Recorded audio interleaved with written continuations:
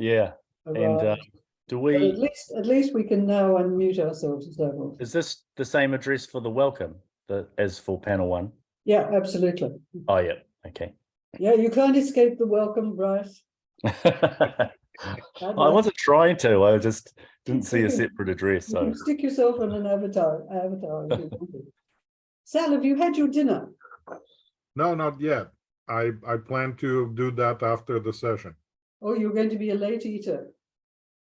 Well, we usually eat around 7, so it's going to be right on time. It'll be all right? Okay. Oh, that's good. I have no idea what time it is for Alicia, but she's... It's 5:20 p.m. Why 5:20 when? A.M.? p.m. It's evening. For you, yes. Yeah. No, for Alicia. Oh. She's not with us. I don't think she's connected with the audio. No, she's not. I told her not to bother. She's been around for a while, but I sent her away and said Ben won't be here until 12:30. Coffee time for me. Excellent. Good. I think it might be horribly early for Alicia. She's somewhere in Spain. Let's see, I should know where. So yeah, it's the middle of the night.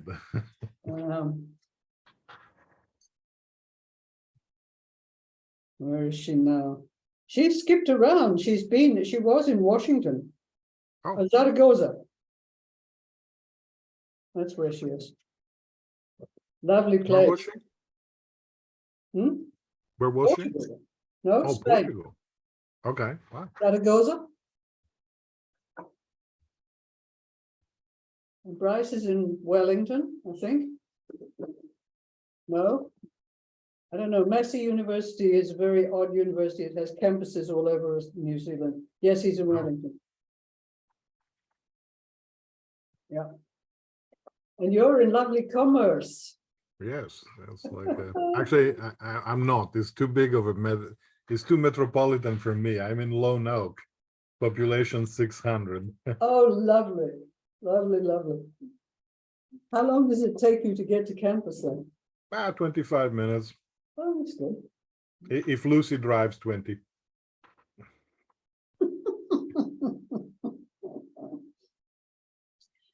I have to mention Lucy when I'm introducing you. After all, you co-authored your most recent work, so that's terrific. You are a power couple, the two of you. Well, you know that now she's fully admin, at least for the time being. Oh no, I didn't. Yeah, what is the position then? She's basically, I don't remember what the title is. I don't know if she has a title right now, but essentially she's the compliance officer for the university for human subjects and so on. This day and age, that's pretty important stuff. It is. I mean, that's like if she screws up, the entire university gets barred from doing research. Absolutely. Yeah. Sal, interesting. Do you know Michael Huff, the professor of linguistics at Queensland? Yeah. So Michael has a Chinese former student. Well, she's Australian Chinese, but yeah, from Taiwan rather than and she's been looking at Taiwanese comic novels. Oh, nice. So you know they're really interested in the question, as you are, of how to extend analysis of humor from speech to literary texts. Right. So I'm going to be talking to Michael a bit more about his project. He's coming to the conference. He's one of our speakers in person. He's going to really. Yeah. But I'll get back to you if something interesting comes out of that. It's a project he started talking about a year ago, but nothing much happened because Melody went off and had babies. That happens too. Apparently it happens, not at 80, but it does happen.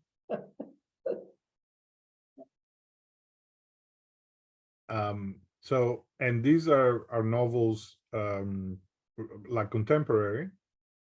20th century and 21st. So it's like living memory. It's like what my grandparents read and my parents read and I read. And is there a change in the style of humor that's coming through generation? Because what her PhD I think was focused on was when people are interacting either in informal or more formal, like workplace situations, what goes amongst the older generation and as compared to what happens amongst the younger people. Right. Moving out of more Confucian style rules into more everyday. So it's I find it fascinating, and they did a very nice chapter from my book that I edited and came out last year, Humor in Asian Cultures, and that paired nicely with another one which do you remember Barbie Plester, who headed off to New Zealand yonks ago? No, she was in management rather than linguistics. The name rings a bell. Yeah. Bryce, can you hear me? You know Barbie Plester, don't you? I'm not sure I do. Oh, good. She's at Which university? She's at Auckland. Oh, okay.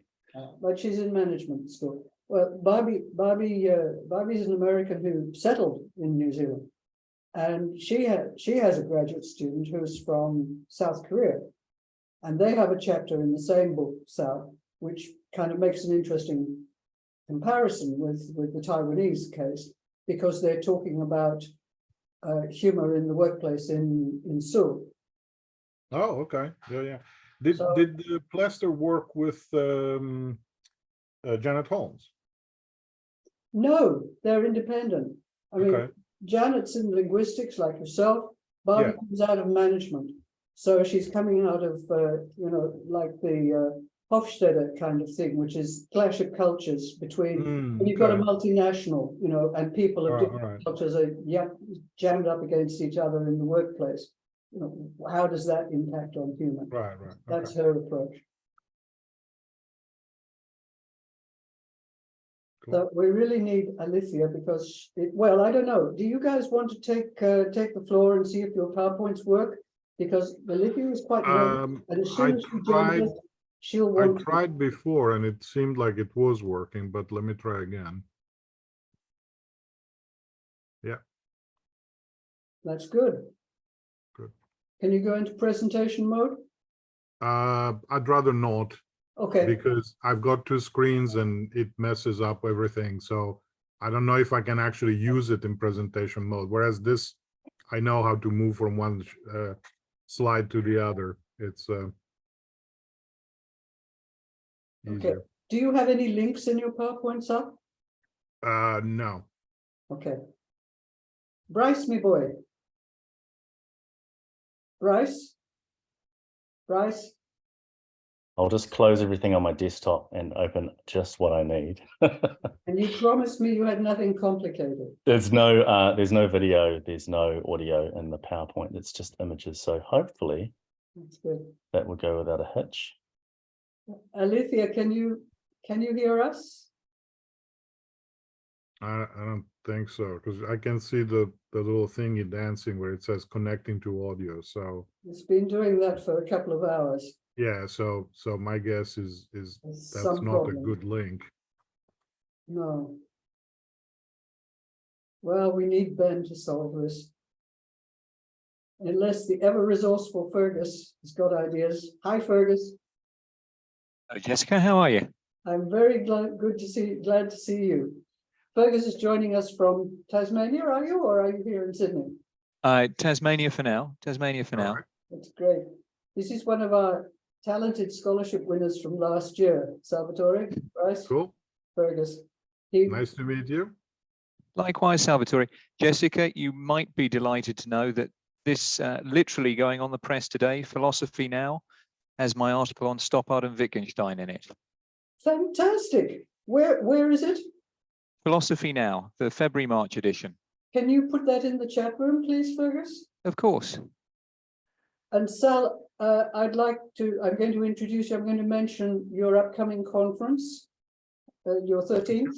And can you put the contacts for that, the URL and so forth into the chat room? Yes. Yes. That'd be great.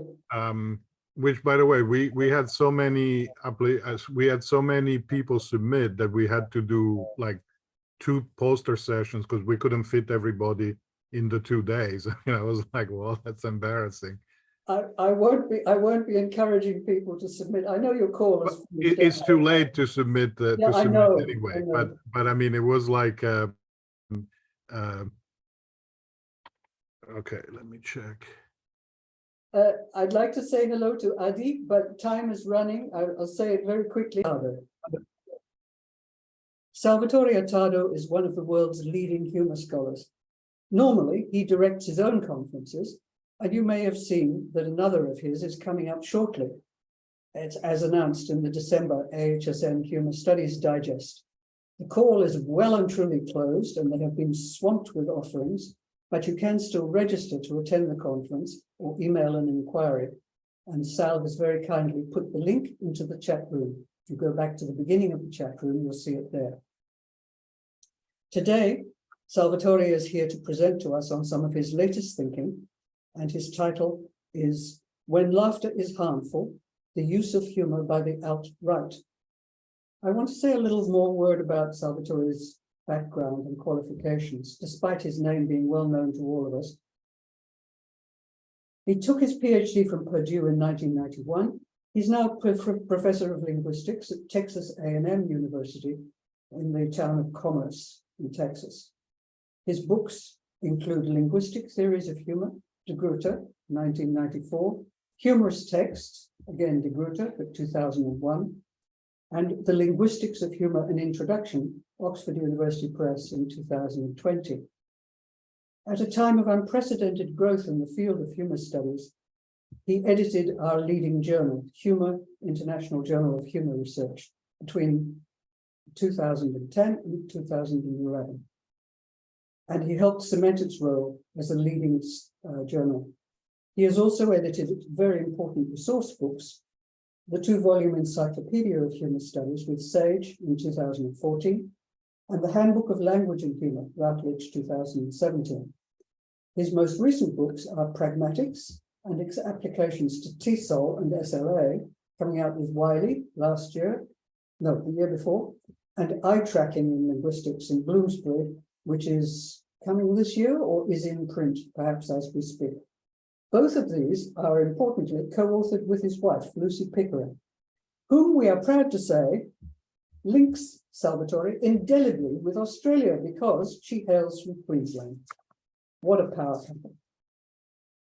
Salvatore, the floor is yours. Thank you. And thank you for having me to the organizers of the conference. So let me share my screen and you should be seeing it. Yes.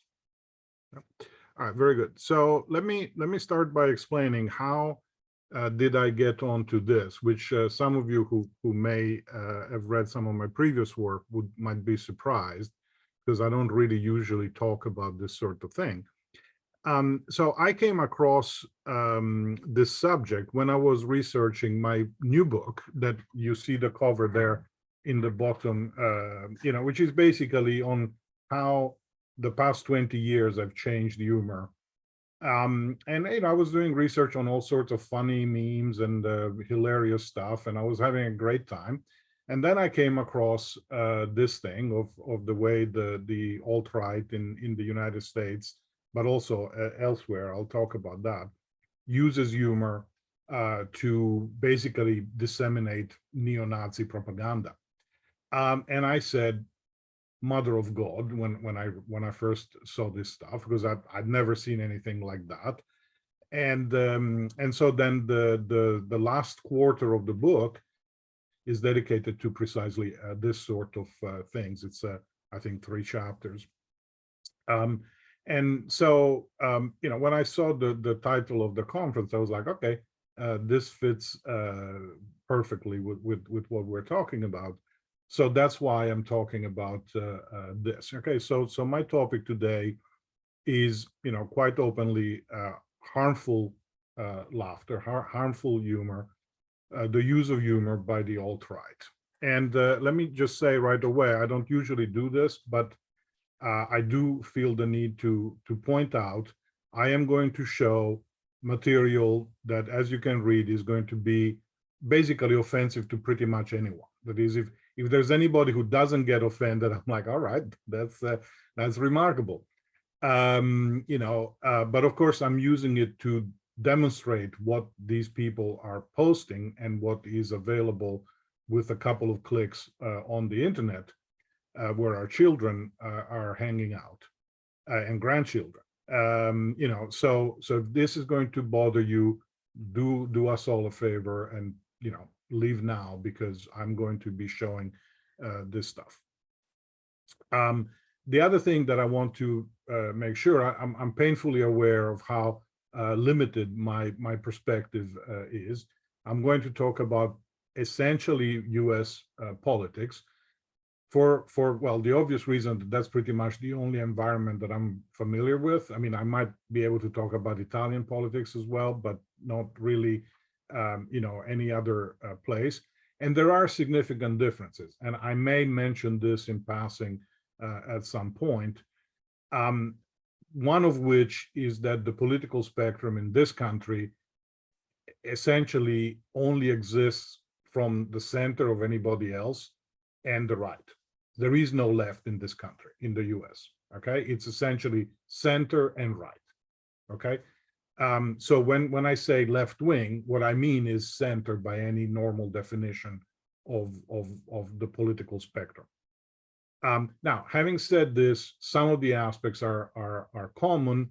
Some of the stuff, some of the scholarship that I'm going to quote is British, some of it from New Zealand, etc. So it's not an insular phenomenon. It does apply. Okay, so having made all of these disclaimers, first of all, is there right-wing humor? And this may strike you as a strange question, because it's like, wait, you just said this is there. But actually, people have argued quite seriously, and the 2020 book by Young, that's their Irony and Outrage, makes exactly the point that the right is constitutionally unable to produce satire and humorous satire because they do outrage, whereas the left does irony. Okay, and therefore humor. And you know, in a paper that I don't think anybody has ever read, that came out a very long time ago, I actually looked at Italian satire in the 70s and the 80s, and I made that same argument that you know, if you looked at satire in Italy in the 80s, it was all left wing, and I was trying to answer why. Now, I'm sorry to report, or happy to report, I'm not quite sure, that this is all nonsense, of course, and there is plenty of right-wing humor. Not only that, it's even quite successful.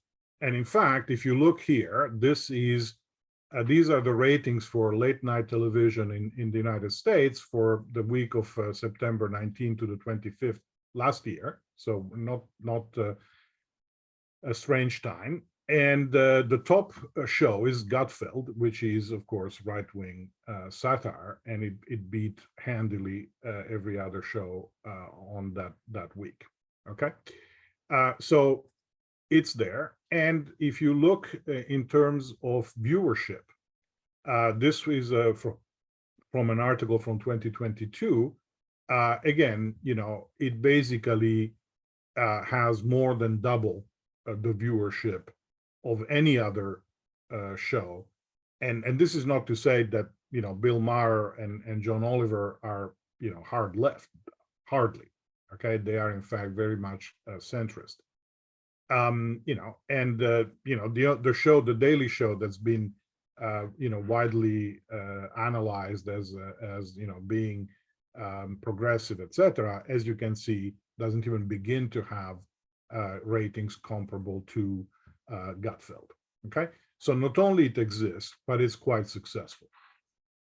Okay, so having made that point, this is basically the central thesis that I am going to examine. Sienkiewicz and Marx in 2022, they just published this book called "That's Not Funny," and in which they have they outline the thesis that the right is using humor for the purpose of recruiting. Okay, and I call this the radicalization thesis. And essentially, it goes like this. So you have mainstream shows like Gutfeld or the Babylon Bee. I'm going to look at some of the Babylon Bee stuff, but also things that what they call paleo comedy. So artists like Dennis Miller, Tim Allen, Jay Leno, Roseanne Barr, etc., and podcasts that appeal to a very general audience. Joe Rogan is an enormously popular broadcaster. So these are mainstream shows that then are linked or bring on for interviews or whatever, slightly more niche shows that are more to the right. And so that's when you get Ben Shapiro, Steven Crowder, podcasts like Legion of Skanks and that sort of thing. Now, you may have never heard of some of these, and that's quite understandable, okay? Because again, remember, these are already more specialized. You would only come across this if you yourself are interested in right-wing kind of media, okay?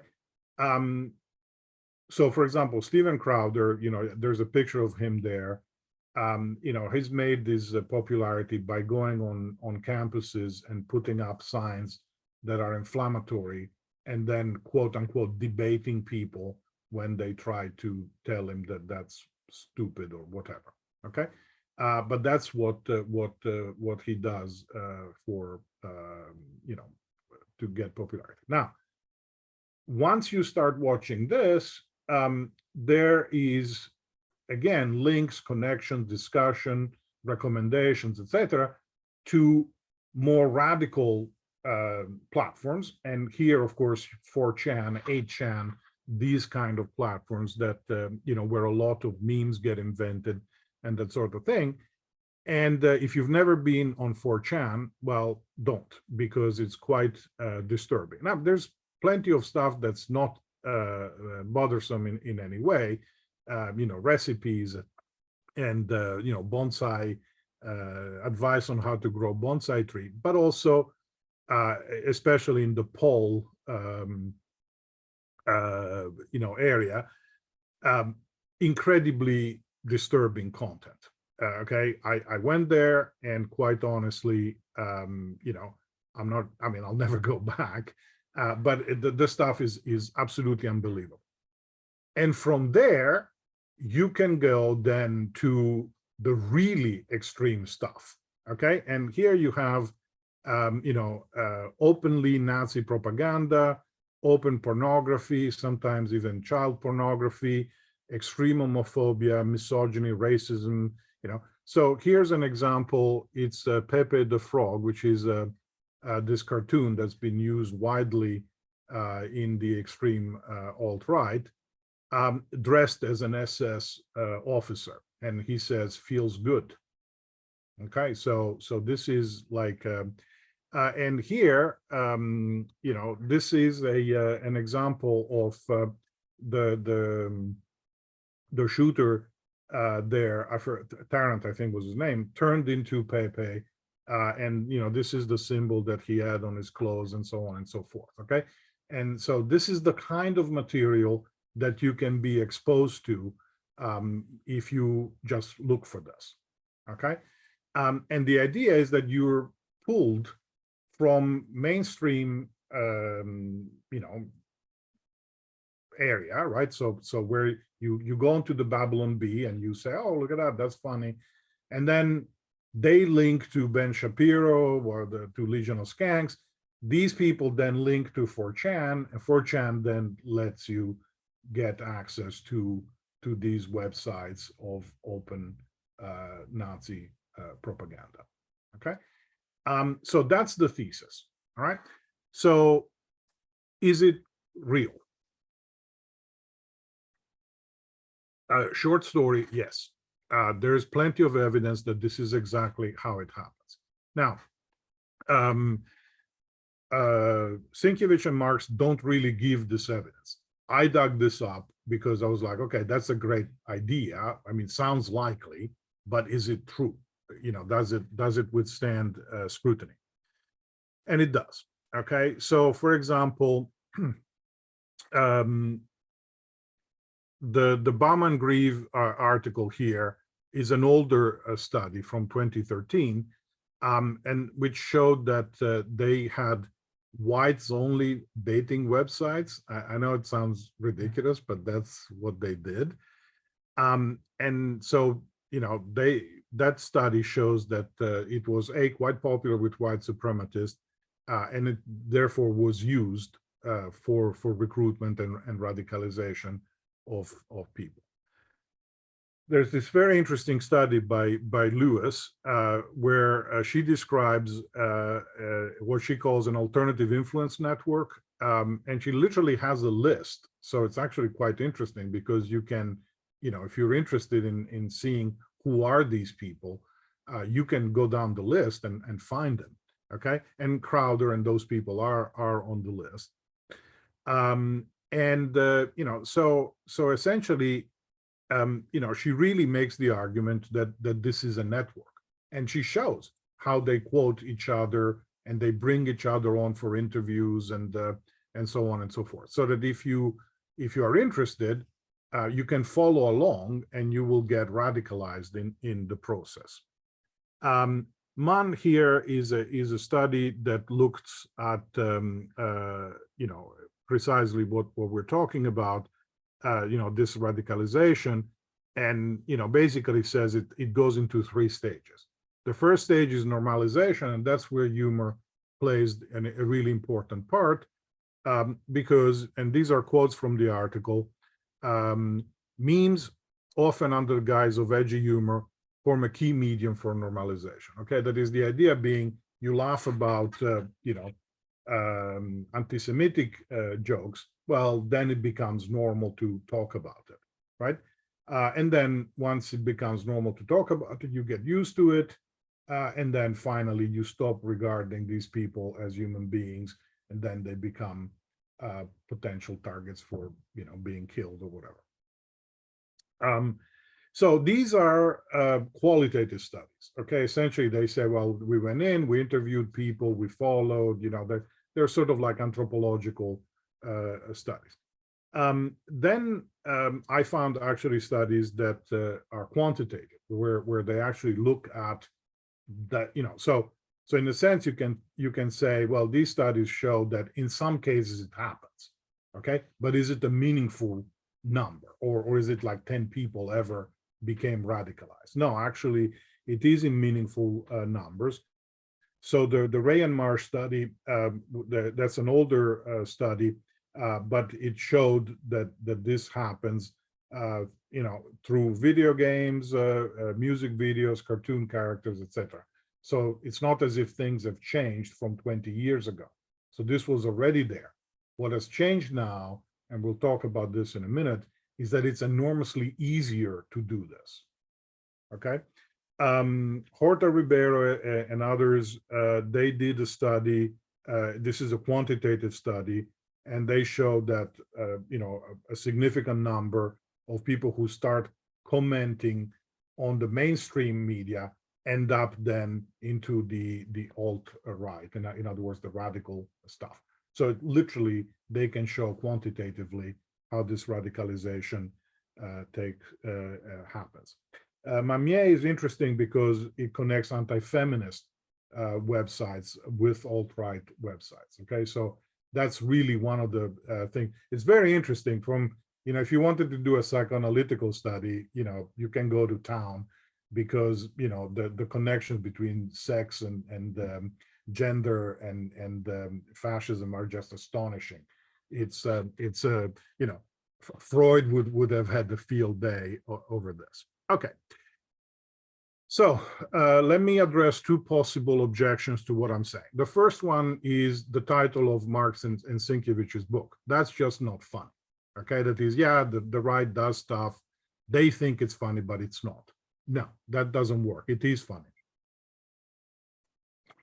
So let me show you some examples, which I collected from the February 1st, 2023. So we're talking like 4 days ago, issue of the Babylon Bee.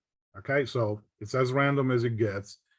So the first one here is actually extremely funny. Hence surpasses Elon Musk in net worth. Now, why is this funny? You need to know that right now, the price of eggs went up 400% in this country. Okay, so literally you could buy a dozen eggs for $1, and now it's $4.50 or $5 even, depending on the store. So people are literally, freaking out over the price of eggs. So the hen is now, because she produces eggs, so she's worth more than Elon Musk, right? So that's funny. If you want to, I can give you a general theory analysis of the script opposition, okay?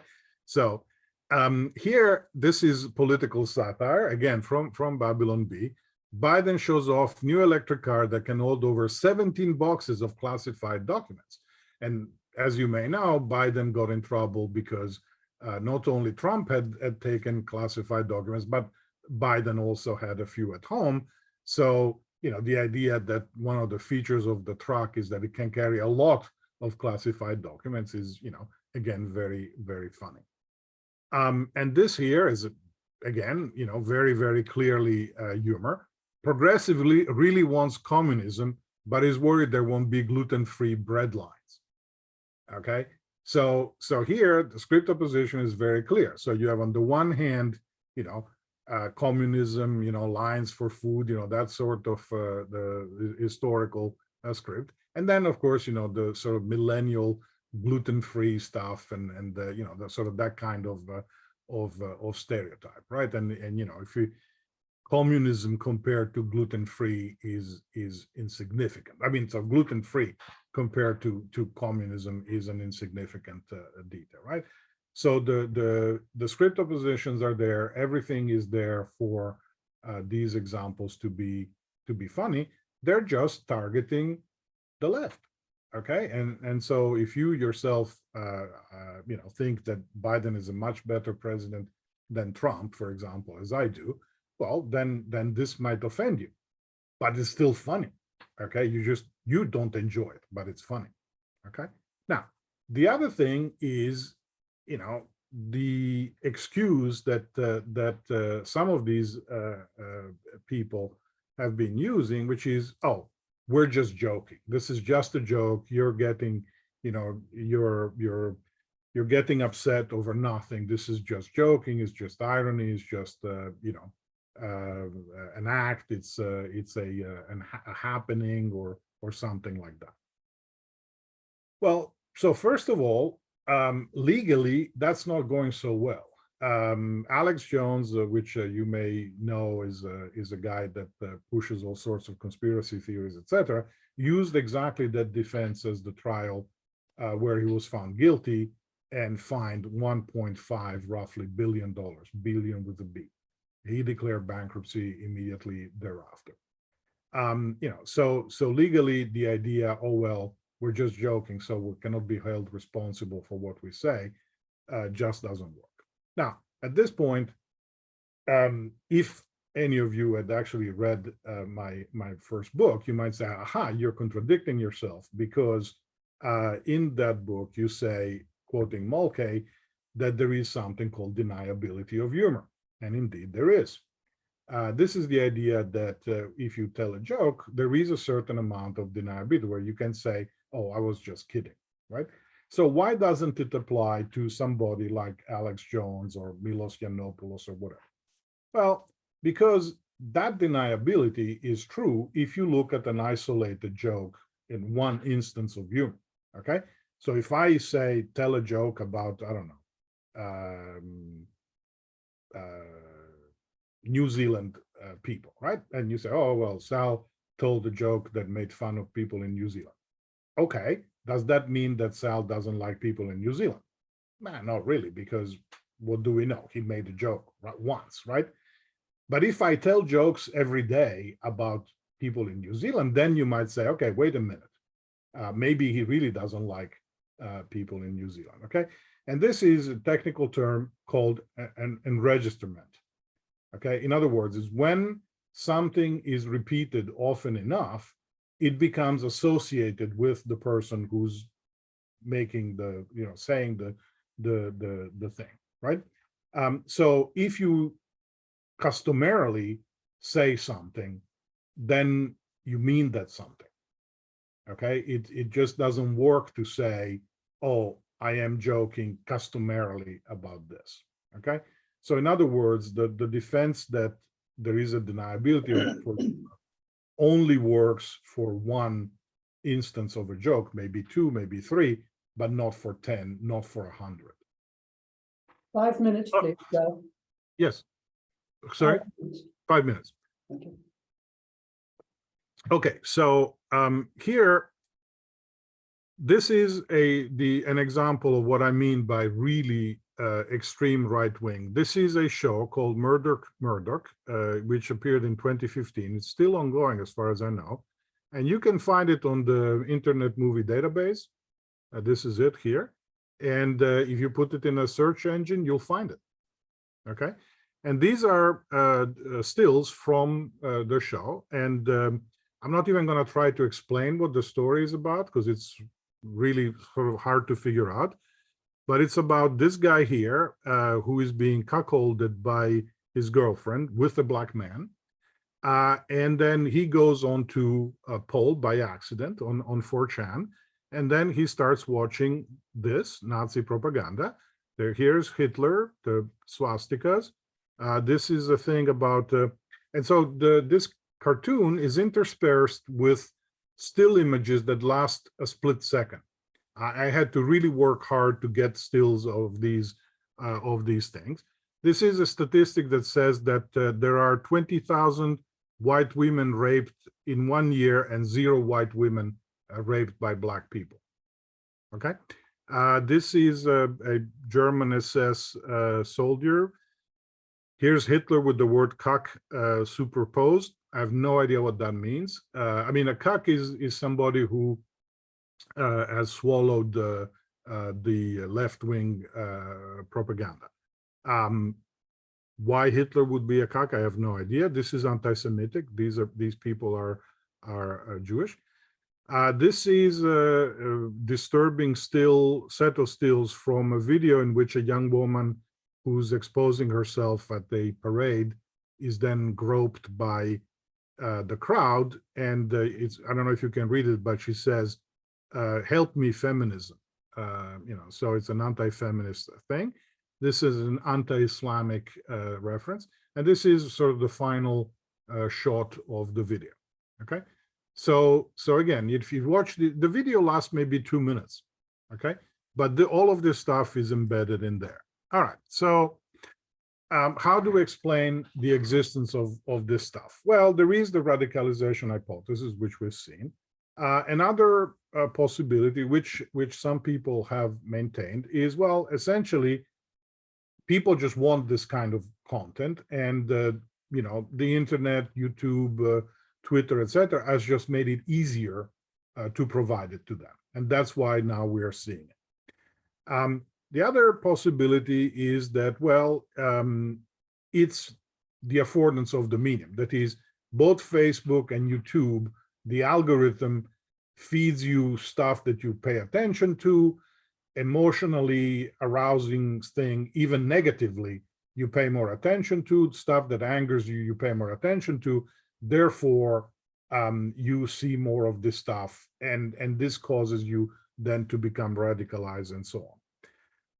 Another possibility along these lines is that the idea that in a network with weak ties, so where you know people superficially, anger spreads faster than other emotions. Another hypothesis, which I think is probably more likely, is that there's a lot of money supporting these groups. And then there is a psychological hypothesis, which is the fact that it's because it's happening online and essentially it's done mostly anonymously. So the moment that you can post stuff anonymously, it's easier to post this stuff because you don't have to face consequences for what you're saying, and you don't have to. You can dissociate yourself from what you post, etc. I'm out of time, so I'm not going to go into more detail.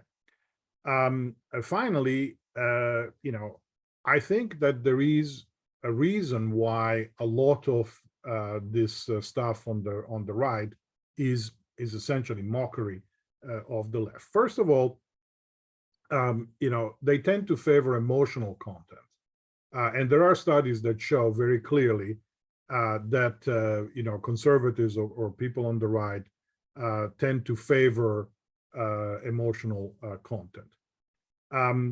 The other thing is, of course, a lot of the content is about the right being victimized by the left, how men are victimized by women who won't sleep with them, the incel movement. I'm sure you've heard of that, how feminists are making it hard for men, how the Jews are taking over, etc., right?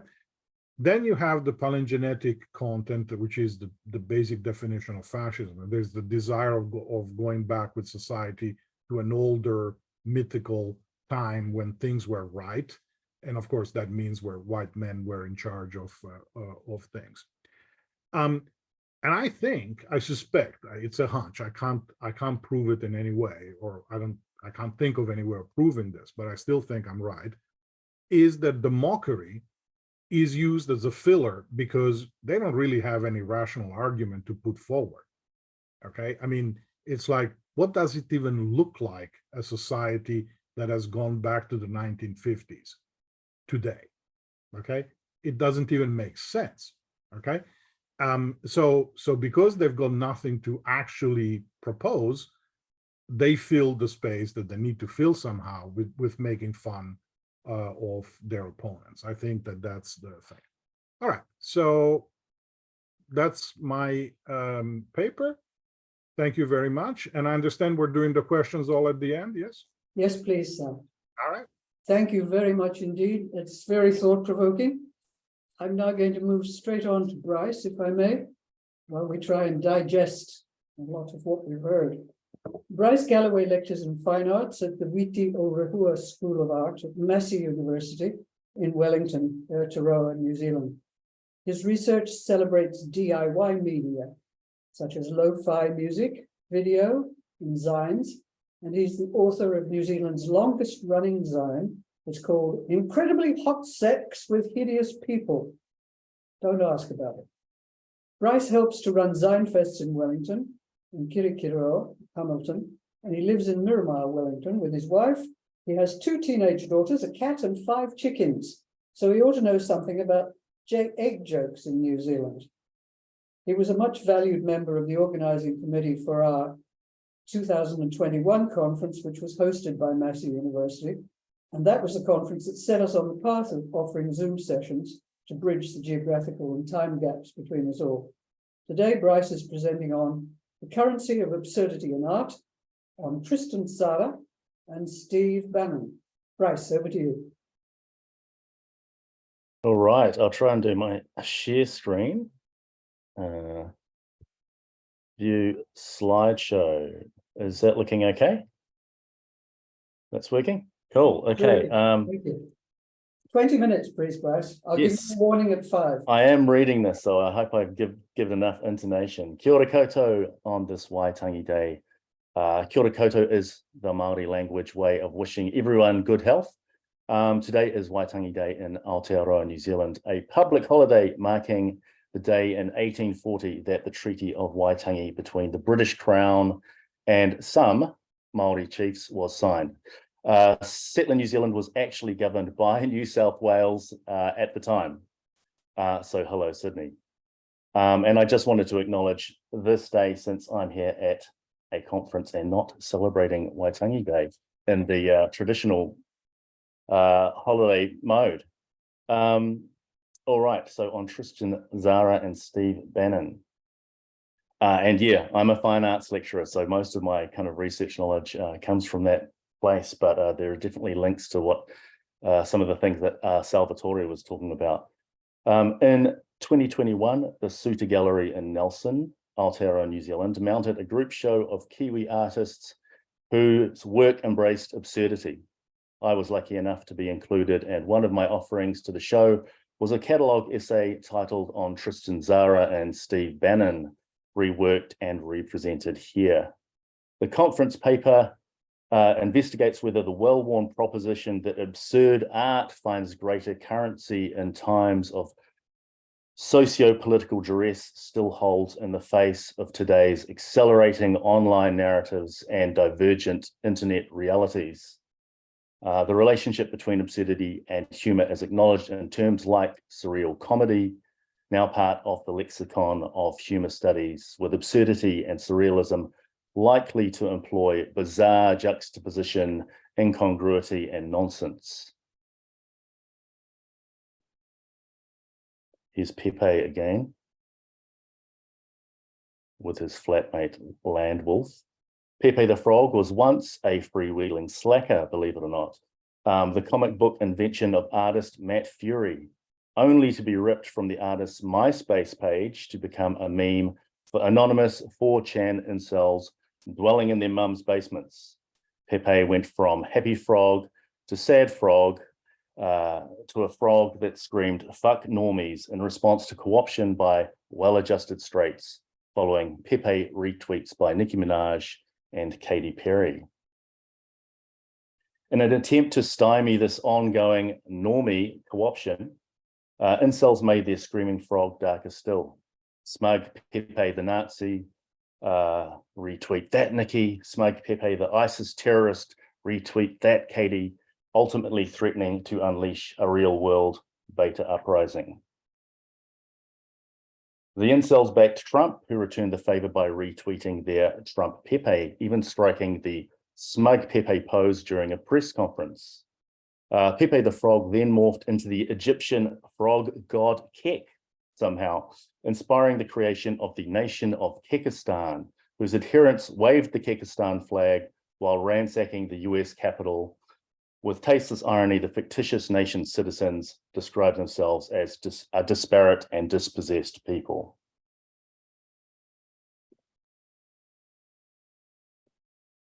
Oh, just trying to get my images to move along. There's the Kekistani flag. Now that's pretty absurd stuff, and the briefest synopsis that I can offer of the Pepe the Frog documentary, Feels Good Man. Arthur Jones, Wayfleet Films, Ready Fictions 2020. It has little to do with absurdity in fine art, the topic that kickstarted this offering when I was invited to write something for the catalogue of the 9th Suter Contemporary Art Project. But I'd like the mediated contemporary absurdity of the story of Pepe's co-option to hover here, foreshadowing this paper's conclusion. It may have little to do with absurdity in fine art, but it has everything to do with the absurdity of the online contexts that contemporary art must acknowledge as part of some weird new reality. If we live online, we'll spend a lot of time there.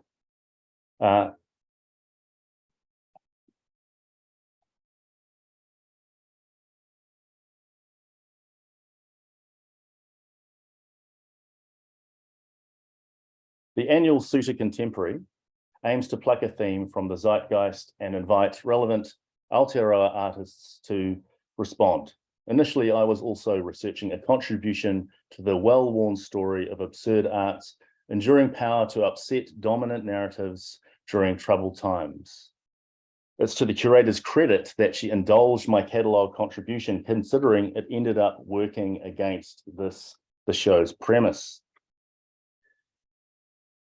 So what are the art historical precedents for this idea about absurdity's artistic power?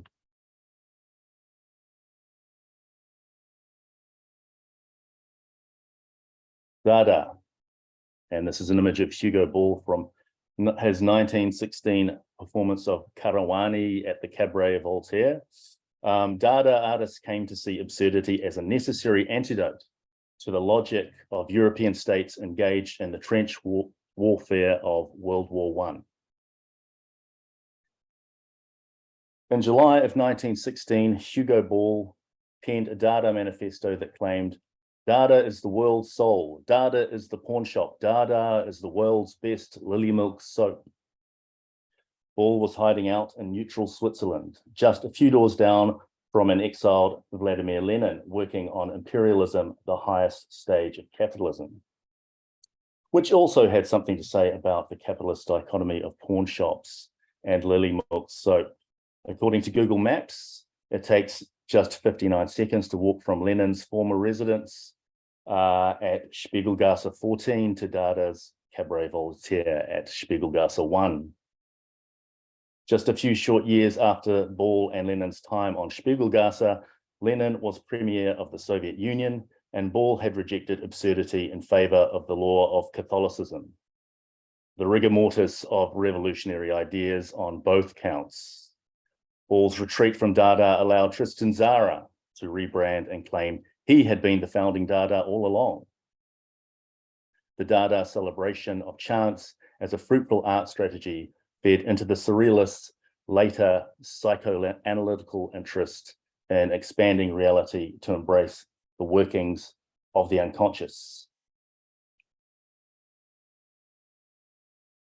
Surrealism recently visited Aotearoa, New Zealand, our national museum Te Papa, for a 4.5-month exhibition, Surrealist Art, Masterpieces from Museum Boyens van Berning. Kiwis at this conference might have seen the exhibition. Perhaps you booked in for a Surrealist high tea with your friends for $29 to $49, or bought a Surrealist pen for $4.90, featuring a Dali moustache, or bought a bottle of Manifesto perfume for $139. What an unbearable snob I am. The exhibition was actually well worth a visit, and the aforementioned goodies are perhaps no more gauche than the commodity maneuvers of Salvador Dali, who was nicknamed Avida Dollars by Surrealist overlord André Breton. Breton eventually expelled Dali from the Surrealists for alleged Nazi sympathies, though Dali was probably just being his contrarian self, investing in Hitler as a fetish dream archetype. The rest of the Surrealist canon were avowedly anarcho-communist.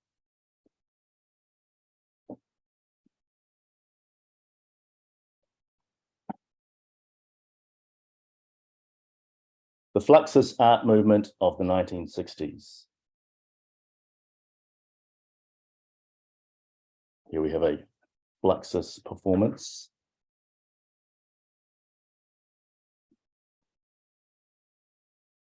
The Fluxus art movement of the 1960s briefly went by the term Neo-Dada. George McCunis' rather derivative Fluxus Manifesto of 1963 called for the promotion of living art, anti-art, and non-art reality. In 1965, this manifesto was nuanced in articulation of Fluxus towards a greater collapse of the boundaries between rarefied art and the everyday. Quote, "This substitute art amusement must be simple, amusing, concerned with insignificance, obtainable by all and eventually produced by all," unquote, George McCunis. Fluxus artists would write and perform intentionally simple event scores. Alison Knowles' proposition number 2, Make a Salad, performed in 1962 at London's ICA, saw the artist on stage making a salad. Knowles made her salad in a large pickle barrel and then served it to the audience. The absurdity at play is not surrealism's meeting of unlikely objects, but a ubiquitous everyday activity meeting the expectations set up by a framing of this activity as art or anti-art. Either way, the word art hovers about Knowles' salad making. 5 minutes, please, Bryce. Okay. Dada and surrealism and Fluxus all employed absurdity as a circuit breaker to the hegemonic socio-political norms of their times, norms understood by these artists as dangerous and needing to be challenged by artful iconoclastic nonsense. It's no coincidence that these art movements coincide with the horrors of World War I, World War II, and the Vietnam War.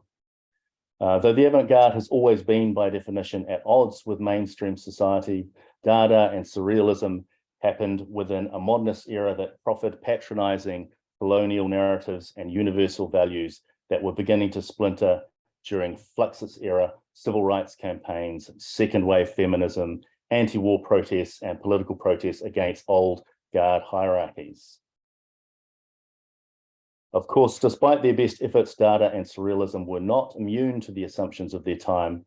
The surrealists may have shown an ability to extricate their minds from certain political, psychological, and aesthetic straitjackets, but discussions of gender and race largely remained one-sided and fetishistic.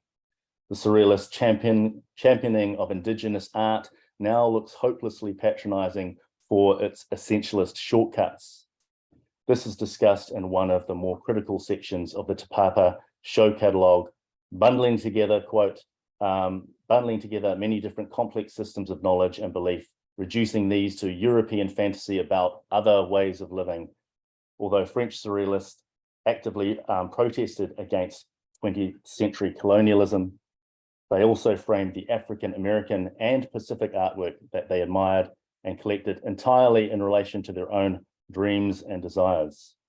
The catalogue also describes surrealist artists licensing the exhibition of their own artworks alongside objects from their personal ethnographic collections. In the 21st century, relativist narratives multiply. Revisionism usefully dismembers a fixed historical target like surrealism, though our smugness in effecting this is unbecoming. Mutable living targets are harder to pin down. Contemporary cancel culture can sometimes look like revisionism on steroids, revising the hopelessly outdated attitudes of last decade, last year, last month, with increasing velocity and internet speed. Most of us in high-tech democracies have the freedom to mount the soapbox of social media and share our perspectives with the World Wide Web. It's where we live. And at face value, that sounds wonderfully democratic, but at some point, the sea of opinions just becomes so much noise. In The Uprising, Berardi describes semio-inflation as when you need more signs, words, and information to buy less meaning. It's a problem of acceleration.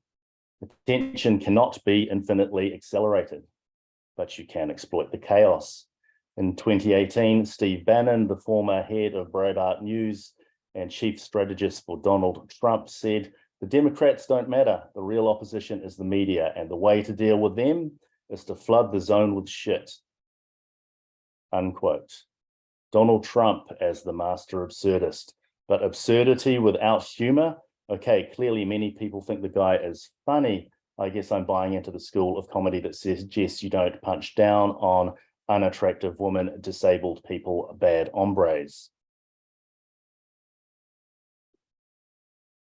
The societal rigidity that made a Dada collage an aesthetic and narrative affront is now washed away in a sea of samples and resamples, deep-fried memes, PR spin, irony, gaslighting, conspiracies, tribalism, alternative facts, generation wars, built-in obsolescence, cancel culture, identity politics, personality politics, hacks, apologies, rebirths, reinventions, makeovers, and makeup tutorials. It's a lot. Structurally, the Dada collage is the original meme, co-opting the visual property of others to its own ends, its own chaos. But the Dada collage is fanciful. It doesn't become a Frankenstein dogma like the nation of Kyrgyzstan. Does absurdity as an aesthetic strategy have the power to upset the dominant narrative when that narrative has become so disoriented, fractured, and deteriorized? Does absurdity have the power to upset when narrative itself has become absurd? Our attention is under permanent demand, but is unable to focus on a particular object, warns Berardi. discussing the electro-stimulation of our every waking hour. Beyond the multitude of voices begging our attention, there's also the narrative absurdity of surfing the web. Surely surfing is the wrong metaphor for such a spasmodic dance. As a 56-year-old who carries a burner phone and practices limited social media engagement, I decided I best put these questions to a bunch of smartphone-toting Gen Zers more attuned to online narrative habits. I asked 20 fine arts students in their late teens and early 20s if their online narratives had become absurd, jumping from one partially digested story to another, surfing the net from tweet to article intro to status update. Bless them, with heads cocked, the assembled students professed little idea as to what I was driving at. And that's the thing about the generationgap.com. Most youth don't possess pre-internet habits of narrative consumption as a point of comparison. With these same students, I shared the 2019 Guardian article by Rachel Oresti, horrifyingly absurd, how did millennial comedy get so surreal? Oresti's article zeroes in on the incongruous narratives of Adult Swim TV shows. Rather than possessing any political dimension oriented towards upsetting dominant narratives, it seems Adult Swim's absurdity is just there to make us feel normal in these crazy times. As Oresti writes, according to Andrew DeYoung, director of 555 and one-time editor of the Eric Andre Show, the Adult Swim School of comedy is designed to reflect the frenetic distribution of information on the internet. That's why a lot of their shows are so chaotic and absurd. And later in the same article, a lot of comedy stuff that goes viral is very short and decontextualized. It's just a 5-second clip of something very strange, explains Brett Mills, senior lecturer at UEA and author of the sitcom. It's the idea of narrative disappearing. Bryce, Nearly finished. Can you draw to a close now, please? Yep, nearly finished. Half a page. Even these claims failed to rouse much by way of identification from my students. Mostly they just protested, but I had them reading about TV shows that were several years old. However, there was some musing as to the dark weirdness of shows that had passed as children's entertainment when they were younger. Back to Pepe the Frog. Towards the end of Feels Good Man, we see cartoonist Matt Fury presenting at a seminar, suffering Pepe the Frog's 4chan takeover. In his self-deprecating way, he says, I've gotten trolled. Somebody sent me this, shows image. I don't take it personally, even though I'm having my head decapitated. It is what it is, right? This paper started as one to join the litany on absurdity as antidote in crazy times. I'm afraid these crazy times well and truly derailed my initial proposition. When I wrote to Matt Fury asking for permission to use this image in the catalog essay from which this paper is derived, also asking for a high-res file, I got the following response after his burn from 4chan. Please use a low-res version for your essay. Pepe is best when he looks like shit. Rat emoji. Bryce, thank you very, very much. I'm sorry, it's such rich material. We don't have more time to spend on it, but we'll come back to it in questions and discussion. So I'm now going to introduce Dr. Alicia Silvestre Miralles, who is in Zaragoza in Spain. Alicia holds a European PhD in modern philology. She studied in Rome as well as elsewhere, and she has been a professor in France. In 2005, Alicia was selected by the Spanish Ministry of Education to work in Washington, D.C. in a visiting professors program. And from 2007 to 2009, she lectured at the University of Brasilia in Brazil, spending 7 years there as a professor of Spanish and Portuguese translation and applied linguistics. Since 2018, she's been professor in the Department of Linguistics and Hispanic Literature at Zaragoza University in Spain, and her publications range from semantics, pragmatics, and Spanish grammar to translation of religious, poetic, and humorous genres. She researches grammaticality, stylistics, psycholinguistics, and text discourse, and her most recent book is Language and Sensibility with McGraw-Hill, 2020. Today, Alicia is presenting to us on stereotypes and the evolution of Jewish humor in Woody Allen's films. And it's very, very late at night for her, or maybe I should say early morning. And we're extremely grateful to have you with us, Alicia. Please unmute yourself and go on. Hello, thank you very much. I hope you can hear me well, everyone. Thank you for your introduction, and thank you to all of you for being here. I will be talking a little bit of my research, about my recent research about how the Jewish humor is instilled in some Woody Allen's films, and how has it evolved. So my first goal was to find what is stereotype and understanding it in a broader and deeper sense. And then I tried to analyze the evolution of the humor related to Jewishness in Allen's films, that's the corpora, and also to study changes in stereotypes and their causes, may it be cultural, geographical, historical, as we will see. And so for that, I chose a methodology that entails selection of a representative corpus of films, then extraction of the scenes and phrases containing Jewish topics and rituals, like Judaism, Semitism, circumcision, rabbi, ablution, prayer, synagogue.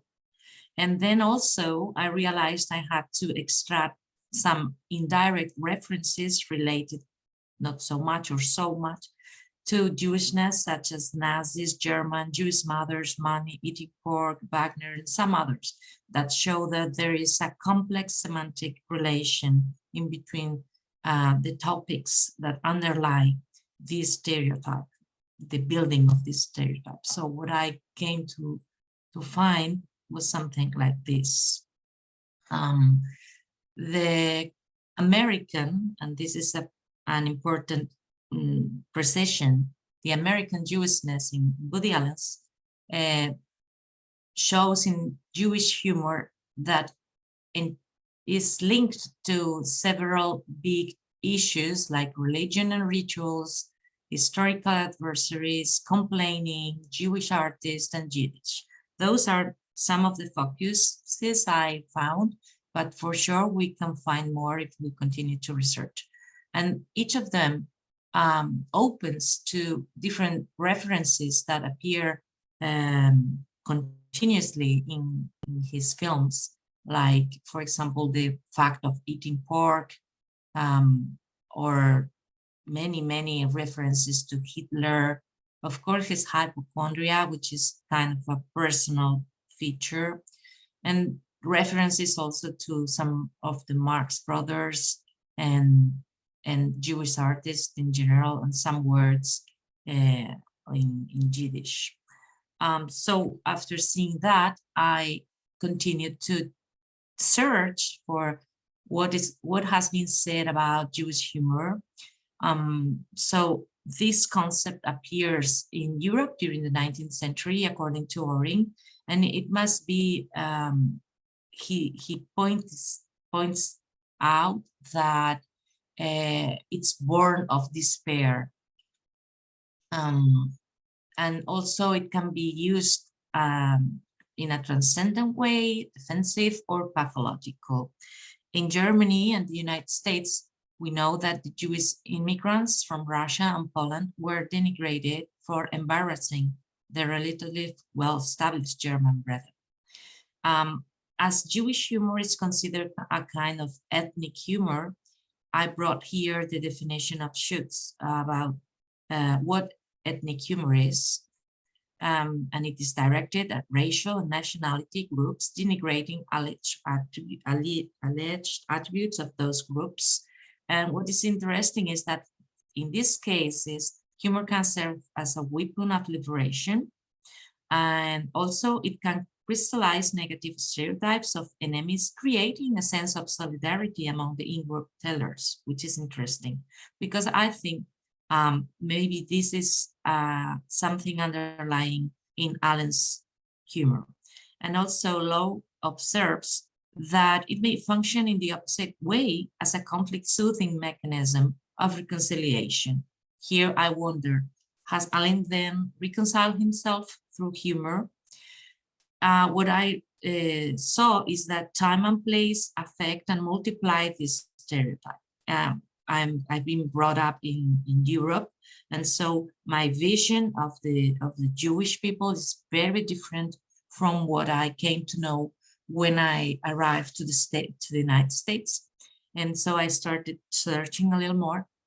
We see that Eastern and Western Jews in Europe have very different features. German Jews, in fact, were called Jikis in the 1930s, and they had special qualities as attributes, like very orderliness, punctuality, formality, deference. They were very serious in treatments. They were very literal.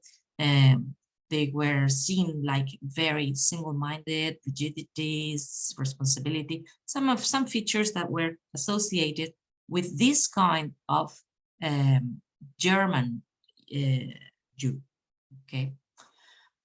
And then some other references that we will be using are some of Attardo, which is a pleasure to be sharing this space with him today. In his latest book, in Linguistics of Humor, there's a chapter about the social construction of humor, which I consider interesting for the thoughts I'm going to affirm during this presentation. And also I found interesting that both humor and the sacred are contained in time and place. And I think this has to be taken into account. Also, it's pointed out that similar as the Jewish American and Italian American, they share some features in their stereotypes. Also, we see that this is a thought of Attardo. There is nothing unique about humor competence except scripts that are available for humor, in this case, humorous stereotypes, and also scripts that are not available for humor, but they are socially unacceptable topics. Then we have contextual information about when it is suitable to use humor, and some specific genres belonging to different cultures. Some other references important for our explanation are Davis. He studies, one of the main targets has been frigid Jewish women and wimpy Jewish men. In his book of 2011, dedicates a chapter to that. And also I found interesting the thought that jokes are a thermometer, not a thermostat, because, you know, it's a quite good metaphor of what is happening, as we have seen in the previous presentations. Even though racist jokes tend to be analyzed through the self and other dichotomy framework, according to Weaver, what I can say is that for a foreign spectator, they can also be a source of information and of misinformation, and also an indirect way to absorb these stereotypes of cliches, prejudices, and so on. And also it's a pleasure to me to share some words from Jessica.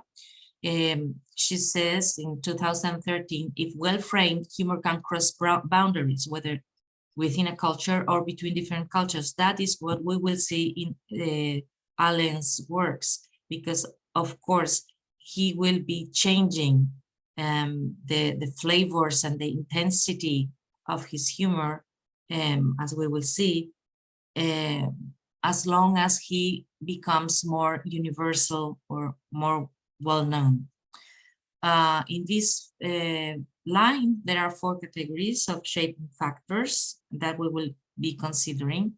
First of all is the context in which one should retail and respond to humor, the person with whom it is properly exchanged or improperly, the choice of topic, and the ways in which it can be used interpersonally. And these four, we will see that they appear in many of the films and scenes that we have selected. I won't go too farther in the analysis because of time. So I'll be now showing some examples. There is a strong presence of history in the references and the jokes that Woody Allen makes. And of course, there is a lot of Semitism, even if he says that he's not a big believer in the sense of Jews having a monopoly on comedy. He does think that it's a broader ability or dexterity for human beings. And then we will see also this playing with language, which is very particular.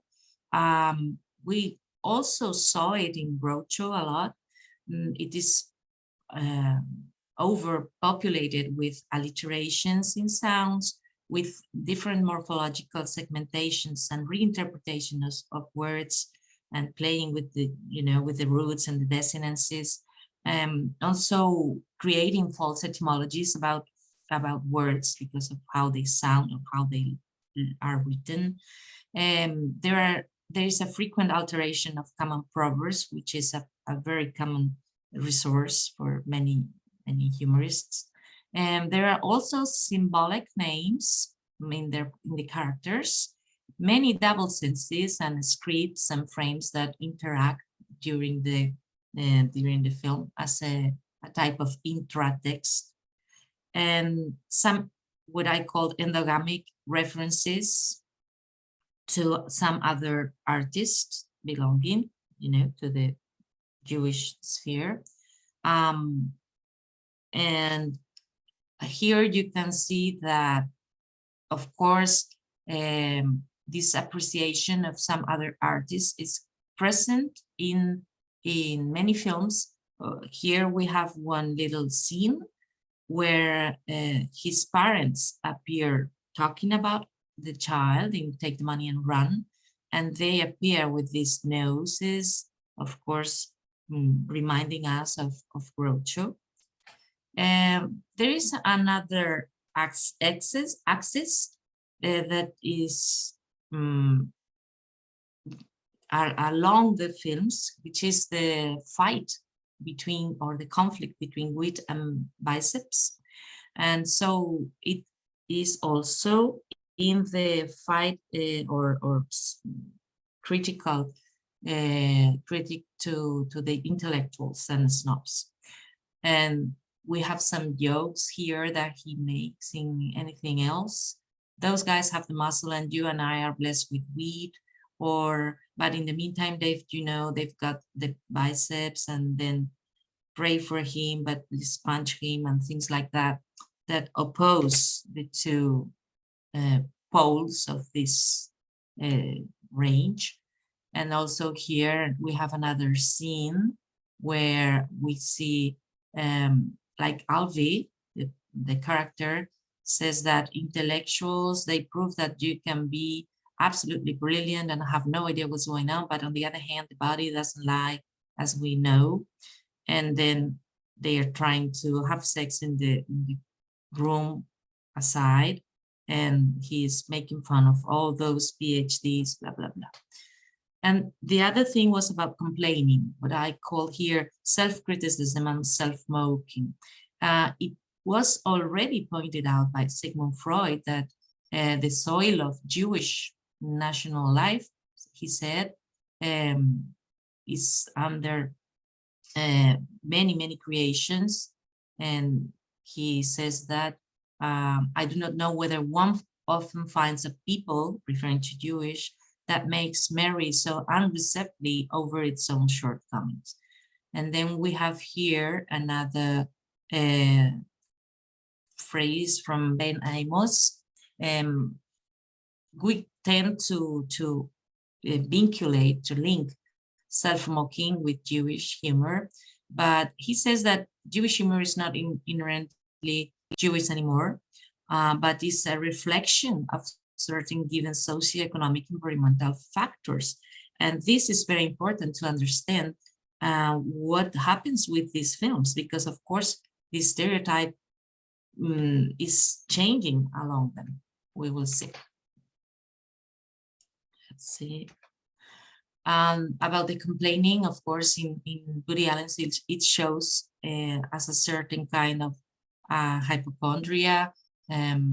There is an old Jewish proverb that says that for every 10 Jews that suffer and complain, God creates an 11th to make them laugh. And then there are some others, like talking about indigestion or kind of what shall I do when laughing is a kind of illness for me. And then here I show you a little advance of the references that I have identified in some of the films.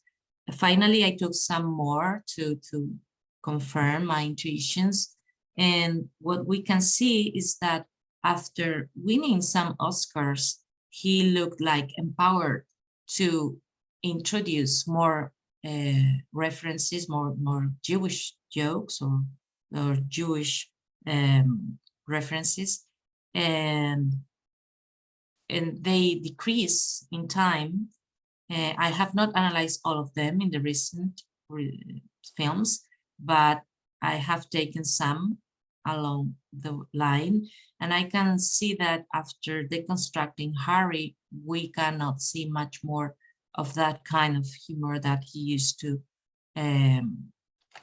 use. And of course, we see there is, this is part of the conclusion, there is a transition from comedy to tragicomedy, in my opinion. First, we see in the first 60s, 70s, a caustic, irreverential, very ridiculous kind of humor, kind of punching, you know, with almost blasphemic.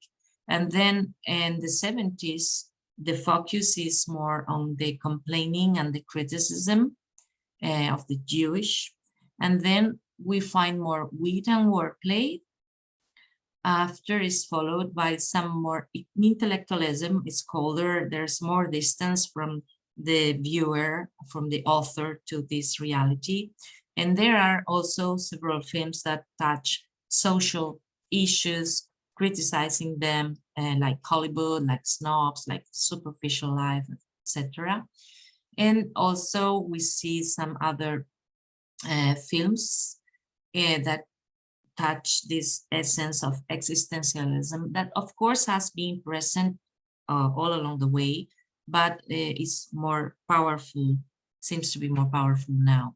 So in conclusion, after all this little research, what I can see is that yes, stereotype changes according to culture, time and space. In different eras and countries, the stereotype is not the same, in spite of keeping some general traits that sometimes disappear or are transformed and that we associate with a certain kind of humor and image that we have in our heads according to, you know, to our input of information, literature, TV, and so on. And we find different images and ideas about what is Jewishness, about morality, rituality, acceptance, prejudice, and according to or in response to the social context conditions. So the stereotype is built because there is a surrounding, there is a context that emphasizes certain traits more than others. And the stereotype multiplies in this case. And we see several stereotypes of Jewish people along history, and Allen's references seem to decrease in direct proportion to his success all over the world, as I said. Also, the comedy is less present, especially the mimical one, you know, the whimsical we saw in the beginning. And it is fun to see that he defines comedy as tragedy plus time. So maybe he needs a little more time to see the tragedy nowadays as something comical to be taken as a subject. Here I left some references for those wanting to read some more. And thank you very much. That has been all from me. Thank you very much indeed, Alicia, and thank you to all three of our speakers. I'm going to ask Ben to kick off, but he's been monitoring the chat line very carefully and ask some questions. Ben. Right. So again, if you can put your questions in the chat, that'd be brilliant. We can ask them of the presenters and we can go in order. So Jessica can also call on you when you put up your hand, the virtual one, and we can just do it, you know, one after the other. So we've got about 15 minutes for questions, and let's just see how we can get going. There was a question from Mark for Salvatore. So let's maybe just take it that first, and then Bryce had one from for Salvatore. I had a question for Bryce, if that's okay. Bryce, I was wondering if you had thought about data and data, you know, that interlink a bit more. Because in your presentation, it's coming out, I think, really wonderful how the surrealism of the use of data and the right-wing stuff, you know, how that kind of correlates. So do we tell the story of data as a story of data? You know, just curious, what do you think is happening there?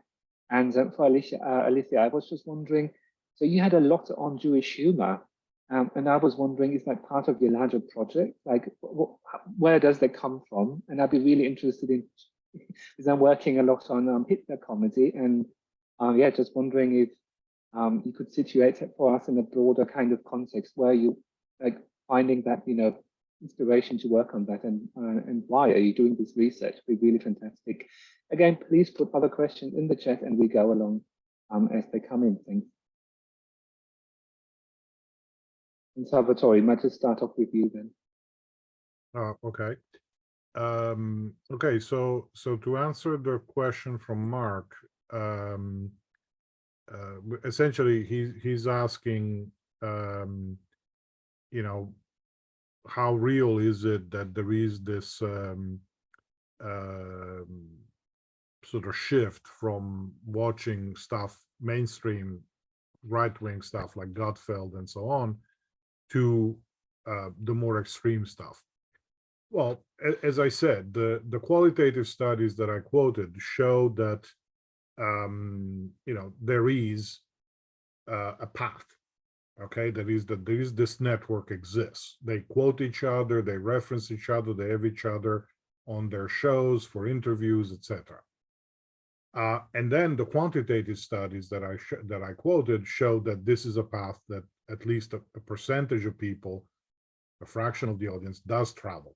Now, does it mean that anybody who watches Gutfeld and reads an article from the Babylon Bee will become a Nazi? No, of course, right? I mean, I've watched enough, I've read enough Babylon Bee stuff that at this point, if it was going to have any effect, I would already have seen it, but I haven't, right?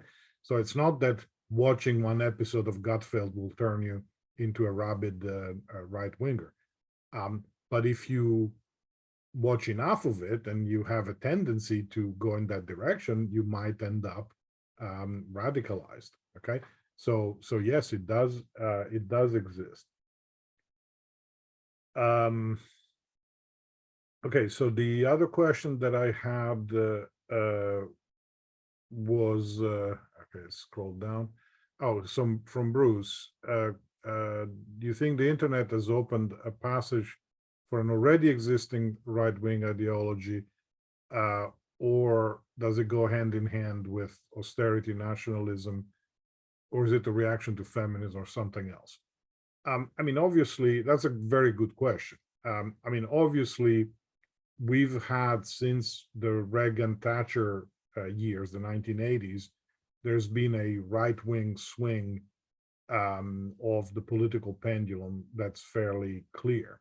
Okay, so you know, now whether this just is a reflection of this swing and of the sort of the society moving in that direction, maybe. Whether this is driving it is definitely a possibility. I mean, the literature on the polarizing and radicalizing influence of social media is pretty massive and convincing. Okay, I don't think that there are many people that say that being on social media is definitely a good thing that's making us better. I think that that idea is long gone. So I don't have a good answer on to that question, but the only thing that I can say that's a positive thing is that as I was doing my research, for example, I went and looked at all the Kyrgyzstan websites. Most of them are abandoned. So it seems like, and I just saw an article that says that the audience of right-wing videos on YouTube has peaked in 2017. So it is possible that the pendulum is starting to swing the other way, but I don't know. Right, thanks very much. And we go to Bryce next. Sorry? I was just saying we're going to Bryce next for the other question that came in for him. Thanks very much, Salvatore. Oh, I thought you were going to reread the question. Do you want to rephrase the question, Ben? Actually, Rodney put a really brilliant question in the chat. If that's okay, I might just say, let's go to that one first, because I think I just had a question where you like, how do you relate data and data? Because that kind of always came up as an image to me, the surrealism of data and how, Bannon is making use of, like, he calls it signaling through data. He calls it signal, not noise. I was wondering, how do you line that up? Yeah. Is it, there's like what Salvatore was talking, the alt-right is using that exactly. It looks like data to us, but it's really like a very clear signal to others to find the alt-right stuff. So I was wondering if you had any thoughts on that. And then we could go to Rodney's question, if that's okay. Okay, I mean, I guess I don't really have an answer for that, just in terms of, I guess the data were kind of, along with the futurists, maybe some of the first to think of the multiple and the manifesto as an artwork potentially. So, they are kind of getting away from the exclusive object and kind of putting stuff out there, maybe in kind of, and it's in their thousands rather than necessarily the exclusive object. I think one thing that gets lost with that idea of data as the original meme is that to kind of take three realities maybe presented to you in different magazines, to cut them up and mash them together would have been a huge affront. I think at the time, it would have been like, who gives you the right to do that? Whereas we're so used to kind of sample culture now that I think that affront kind of gets lost with it, and it's a bit taken for granted. Certainly see that in my students, maybe even ones that get stung for plagiarism without realizing that they're doing anything wrong. But I think that, once it gets to kind of, in my paper, I said, so much noise. I think, we've gone into a sort of like an overdrive, kind of a different reality where maybe the sort of data and the idea of the multiple kind of like falls away as kind of, realities splinter and sort of shared realities can't be sort of taken for granted. What was the other question? Very much. So that was one that Rodney had for both you and Salvatore. Rodney, you want to just quickly reframe that or just read it out so that Bryce can hear it and for everyone here? Well, I had a question about irony itself, and is irony the kind of remit of the left, or is irony the kind of issue itself that allows this flexibility for the right to actually be funny, which they 10, 15 years ago, they would say there's no such thing as the conservative Jon Stewart. It's like, well, there was, but they were right-wing talk show hosts. It's just that humor is operating differently there. And then there was also the, conservative consumption of someone like Stephen Colbert, who was supposed to be making fun of conservatives in his supposedly, stupid skewering of left-wings or left-wing people or liberals, but they also enjoyed that skewering of the left-wing people or the liberals. So there's that kind of valency that makes kind of right-wing humor possible when for so long it was kind of smugly thought to be impossible. Yeah, just in terms of kind of like the idea of the left, Zizek goes on about things like Jon Stewart just driving people into the arms of the right wing because they just feel patronized, like your smug jokes. Bannon sort of famously took Hillary Clinton's basket of deplorables as the kind of as the sort of welcoming mantra to kind of like bring in all these people that felt sort of like patronized or talked down upon by Jon Stewart, and goes on to talk about all of the kind of the things that all of the Trump gaffes that we thought were going to kind of like alienate people, just making him seem more human compared to this kind of like patronizing irony that was happening on the left. Which kind of like, sort of rang true. I think when I kind of compare the writings of Zizek to the docos I've watched on Bannon and reading about Pepe and stuff, Right, thanks very much, Bryce. So, Alicia, so again, just quickly restate my questions. I was wondering if you can talk a bit about the context for your research and the Jewish humor in particular, and then Rodney had a question for you that he can just post then as well. And if anybody else have any questions, please put them in the chat and we can ask them in a moment.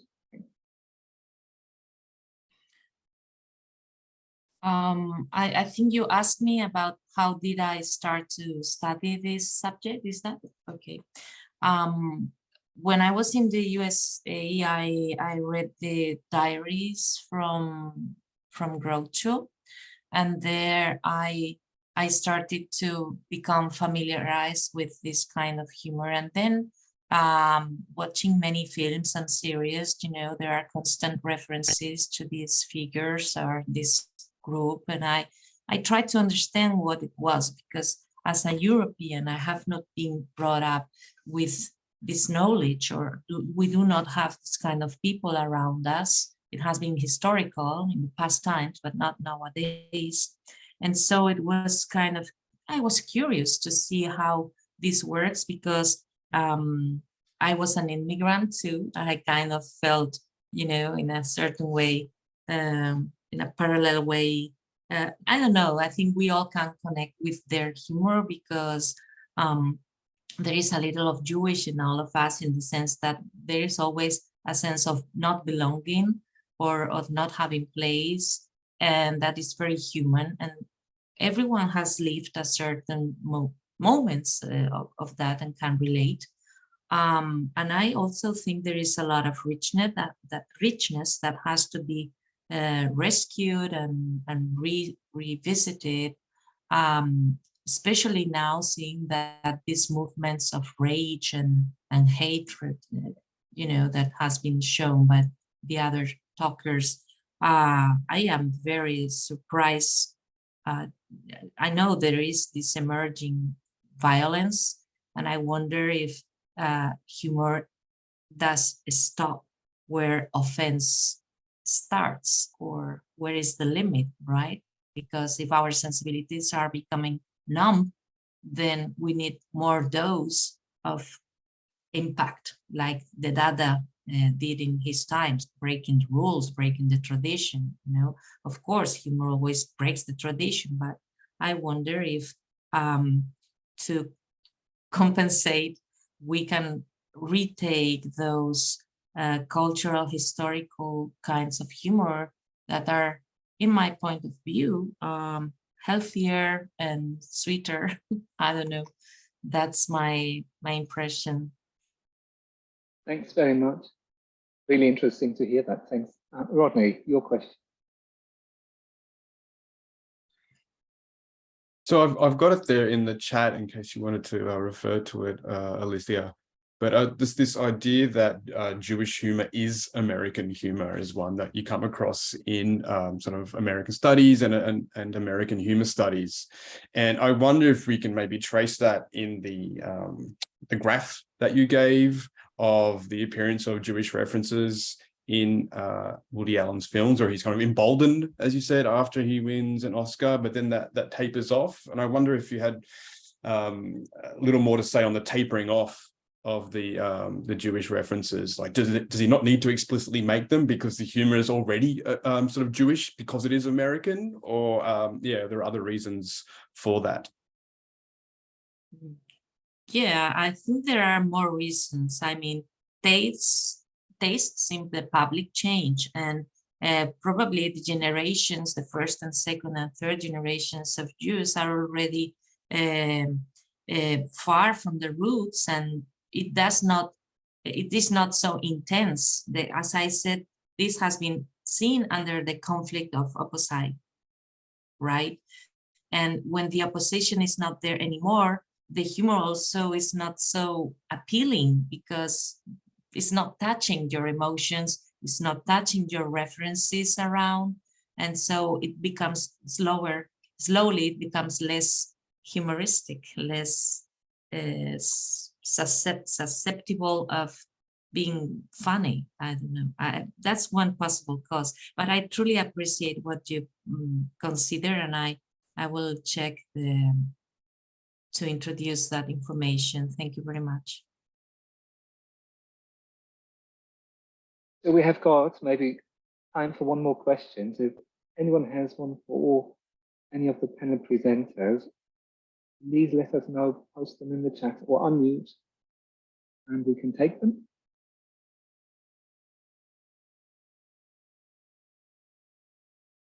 So there is one. I was perhaps declining Jewish humor in Woody Allen's film is aligned to assimilation trends. I think that is for Alicia.